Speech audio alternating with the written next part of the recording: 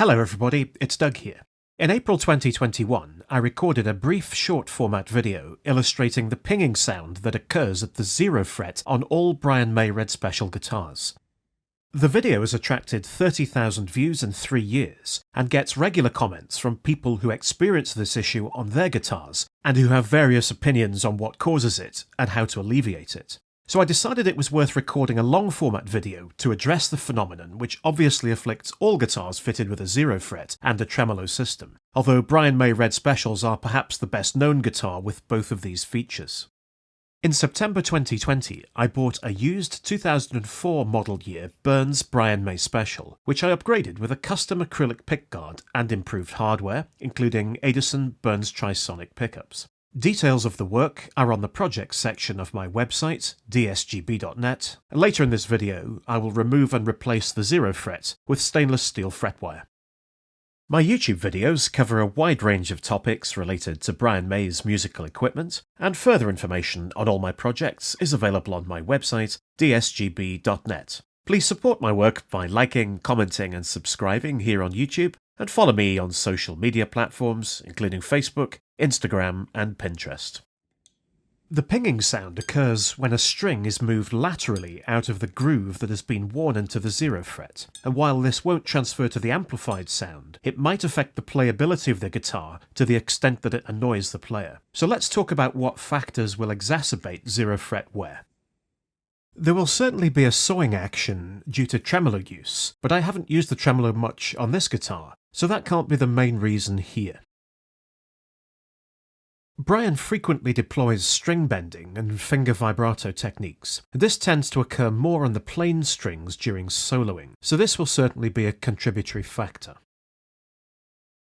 String tension alone can't be a significant cause, because the grooves are most prominent on the plain strings, and the top E and B strings have the lowest tension. That is approximately 11.5 and 9.5 pounds respectively.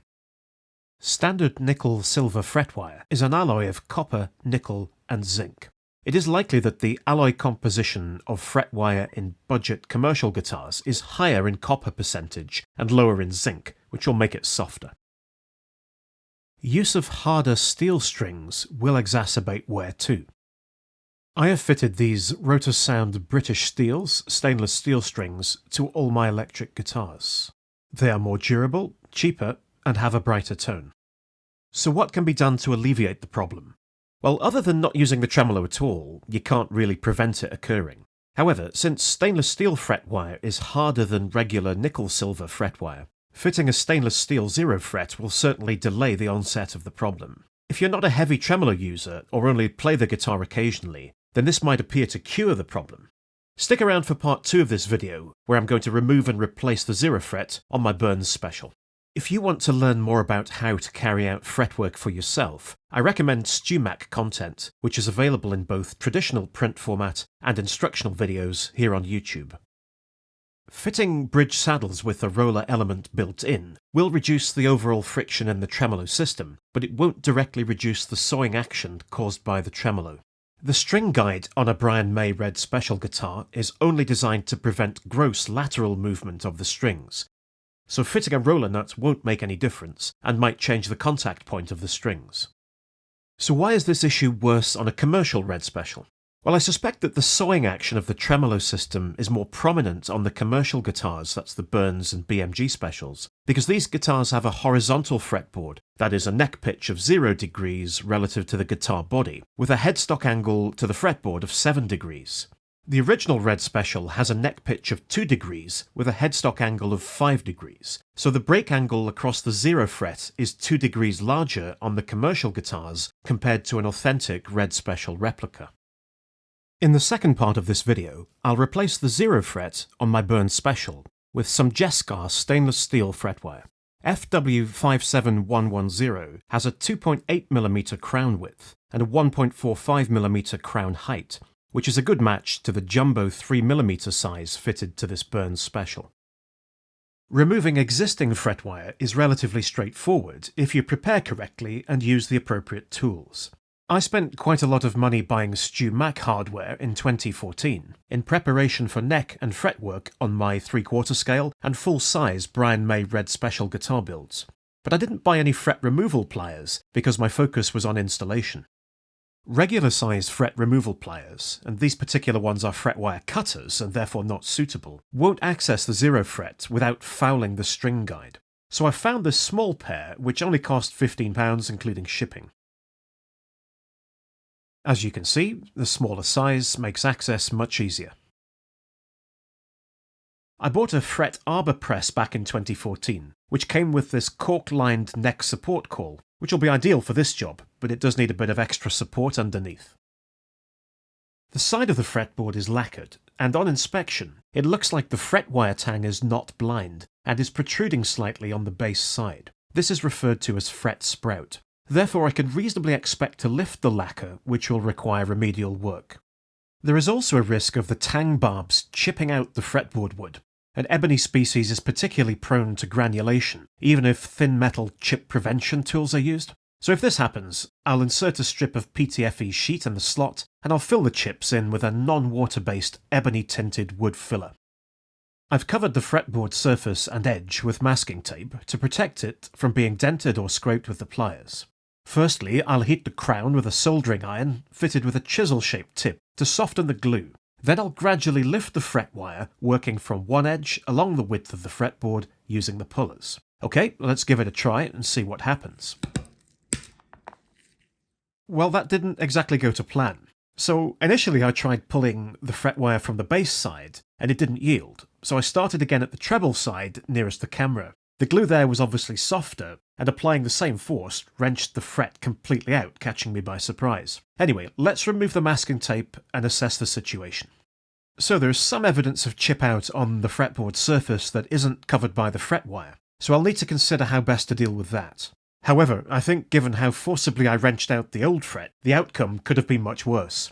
I suspect that installing the new fret wire will maintain the open ends of those longer chips in place, so I'm going to press on without doing any remedial work. Examining the original removed fret wire, we can see that it has in fact got blind tang ends. Approximately 2mm have been cut away. Also, you'll see when I apply superglue later that the fret slot seems to be much deeper than the fret tang. I have cut off a manageable length of the stainless steel fret wire and radiused it to 7¼ inches using the StewMac fret bender. I adjusted the setting wheel using a retained section of previously radiused fret wire. Next, I'll cut the fret wire approximately to size. The standard StewMac fret wire cutters are suitable for stainless steel fret wire. I often read that luthiers charge extra to fit stainless steel fret wire because the harder metal is more difficult to work and requires higher quality tools.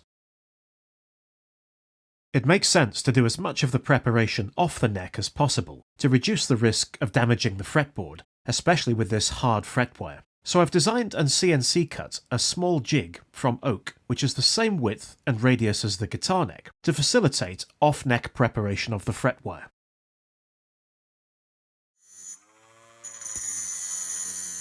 I'm using a diamond-coated cutting disc with the rotary multitool to remove the ends of the fret wire tang. I'll pause frequently to check progress, and when I'm satisfied that the preparation is complete, I'll check the size and fit in the oak jig. Here I'm using a diamond file to manually finish the underside of the fret crown and square off and de-burr the tang. Although the fit and size in the oak jig is good, I won't rely on that, and I'll check back on the guitar itself. So that looks good. Let's move on to bevelling the edge of the fret.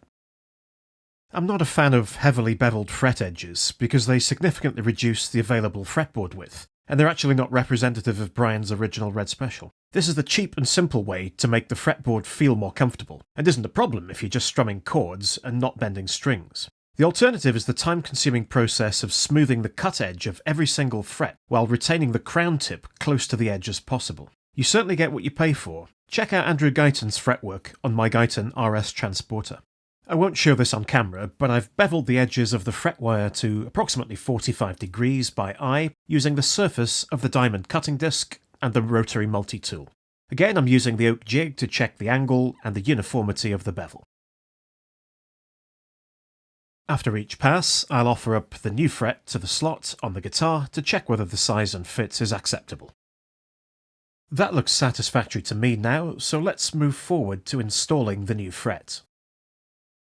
Although fret wire is intended to hold itself in place by the barbs on the tang forming an interference fit with displaced wood in the fretboard, StewMac luthiers recommend gluing frets in place for a more solid installation. I did this on my Red Special build because I've removed the tang barbs to reduce the risk of cracking the Rustin's plastic coating. Here I've left the tang barbs on, but I'll glue in the 0 fret with cyanoacrylate superglue.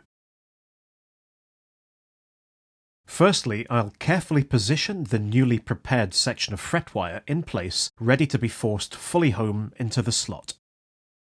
There are several options for installing fret wire, ranging in sophistication from percussive impact using a hammer through to a fret arbor press. I'll illustrate two here, the first being squeezing the fret between a small radiusing block and the cork-lined neck support caul. I've set up my StewMac fret arbor press to install this section of stainless steel fret wire that I prepared for practice into the oak preparation jig, which I've darkened with black stain. Although the fret arbor press is a fancy piece of equipment, this is only the second time I've used it, and I feel it's over-engineered and largely unnecessary for the simple job of pressing fret wire into place. Well, that's the job complete, so let's take a look how it turned out. My gamble on the ebony chip-out sort of paid off. I dressed the region between the string guide and the 0 fret with 2000 grit abrasive paper, then I finished it with polishing paper, and I'm pretty satisfied with the outcome. Budget hardware really lets down these commercial Brian May Red Special guitars, which are otherwise built and finished to a really good standard using quality materials. On the other hand, this drawback provides opportunities for amateur luthiers like me to improve them through upgrades and customization. Check out the full scope of works I carried out on this guitar on my website, dsgb.net. Well, that's all from me, so thanks very much for watching till the end. Please like, comment and subscribe on my YouTube videos, and check out my website, dsgb.net.